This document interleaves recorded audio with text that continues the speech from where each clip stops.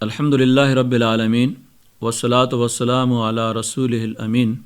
اما بعد فاعوذ باللہ من الشیطان الرجیم بسم اللہ الرحمن الرحیم۔ یہ خاتون کی طرف سے سوال ہے کہ بعض اوقات ہم کوئی برائی دیکھتے ہیں تو برائی دیکھ کر خاموش رہنا بھی ٹھیک نہیں ہے، لیکن منع کرنے پر لوگوں کو ناگوار گزرتی ہے۔ تو اس طرح کی صورتحال میں اگر خاموش رہیں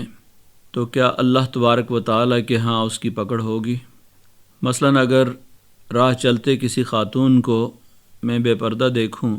تو کیا راستے میں اسے سمجھانا مناسب ہوگا؟ اچھا کام اور اس کا حکم دینا اور برائی سے منع کرنا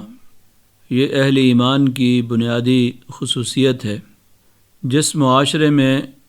یہ فرض ادا کرنے والے موجود ہوں گے وہ معاشرہ ایک زندہ معاشرہ ہے،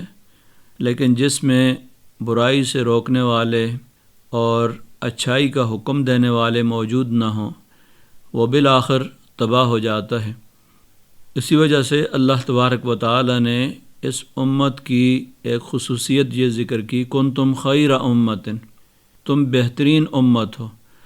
اور بہترین کس وجہ سے ہو؟ اخرجت للناس تأمرون بالمعروف وتنہون عن المنکر،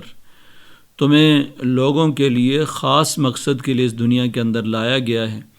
تاکہ تم اچھائی کا حکم دو اور برائی سے منع کرو۔ اور دوسری ایک آیت کریمہ کے اندر فرمایا گیا کہ تم میں سے ایک گروہ ایسا ضرور ہونا چاہیے جو لوگوں کو نیکی کی طرف بلائے اور برائی سے منع کرے۔ البتہ قرآن مقدس میں برائی سے منع کرنا، واعظ و نصیحت کرنا، امر بالمعروف اور نہی عن المنکر، اس کے لیے حکمت کو بنیادی شرط قرار دیا گیا ہے کہ ادعو الی سبیل ربک بالحکمت والموعظۃ الحسنہ، تم اپنے رب کی طرف لوگوں کو بلاؤ حکمت کے ساتھ اور اچھی نصیحت کے ساتھ۔ تو قرآن مقدس کی اس آیت کریمہ میں یہ بڑی ایک بنیادی بات کہی گئی ہے کہ حکمت اور اچھی نصیحت، اچھا انداز، اچھا اسلوب، دلوں کے اندر اتر جانے والا انداز یہ دوسرے کی زندگی کو تبدیل کر دیتا ہے۔ اگر کوئی شخص کسی کو برائی سے اس طرح منع کرتا ہے کہ اس سے اس کی تحقیر ہوتی ہو، وہ اپنی تذلیل یا تحقیر سمجھتا ہے اور اسلوب بھی ایسا اختیار کیا گیا ہے، تو اس سے اصلاح ممکن نہیں ہے۔ اصلاح کے لیے ضروری ہے کہ انتہائی خیرخواہی کے ساتھ اور ایسا اسلوب اختیار کیا جائے جس میں وہ بندہ جس کی اصلاح کی جا رہی ہو وہ دنیا کے باقی تمام لوگوں سے بڑھ کر اس کو اپنا خیرخواہ اور مخلص سمجھتا ہو، تو اس کی بات اس کے دل کے اندر اترے گی۔ اور بہت کم ایسا ہوتا ہے کہ اچھے انداز میں بات کی جائے تو اس کے بعد اس کے نقصانات ہوں اور اچھے اثرات مرتب نہ ہوں۔ تو ہمیشہ اچھے انداز کے اندر گفتگو کی جائے تو اس کا اچھا اثر ہوتا ہے، لیکن بعض اوقات غلط انداز میں گفتگو کی جائے تو اس کا الٹا اثر ہوتا ہے۔ اور یہ چیزیں وہ لوگ جو کہ میدان میں، گلی محلوں میں دعوت کا کام کرتے ہیں وہ اپنے تجربات سے اس طرح کی حکمت سیکھ جاتے ہیں، اس لیے کہ ہر بات ہر موقع پر اور ہر جگہ پر کرنے کی نہیں ہوتی۔ یہ ساری چیزیں کون کس طرح کی نفسیات کا مالک ہے، خود نبی اکرم صلی اللہ علیہ وسلم نے موقع محل کے مطابق اور فرد کے مطابق جواب دیا۔ مثلا ایک ہی سوال ہے، نبی اکرم صلی اللہ علیہ وسلم سے پوچھا گیا کہ کون سے اعمال یا کون سا عمل سب سے افضل ہے، تو آپ نے اگر محسوس کیا کہ یہ شخص نماز میں کوتاہی کرتا ہے اور وقت پر نماز نہیں پڑھتا تو آپ نے اس کو جواب دیا صلاۃ علی وقتہا، کہ وقت کے مطابق نماز ادا کرنا جو ہے یہ سب سے افضل ترین عمل ہے۔ اگر کسی کو دیکھا کہ وہ والدین کی خدمت میں کوتاہی کرتا ہے تو آپ نے فرمایا کہ بر الوالدین، سب سے اچھا افضل عمل جو ہے وہ والدین کے ساتھ حسن سلوک ہے۔ اسی طرح اگر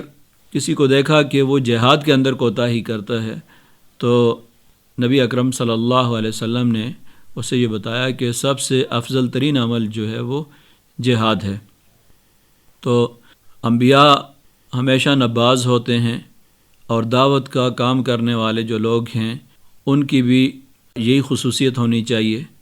کہ وہ نباز ہوں، اور انہیں اصل بیماری کا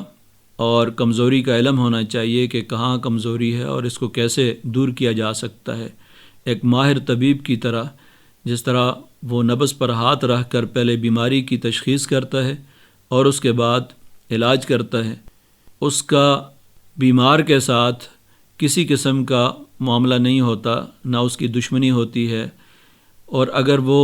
اس کی سرجری بھی کرتا ہے، آپریشن بھی کرتا ہے، جسم کے اندر چیر پھاڑ بھی ہوتی ہے، تو اس کے پیچھے بھی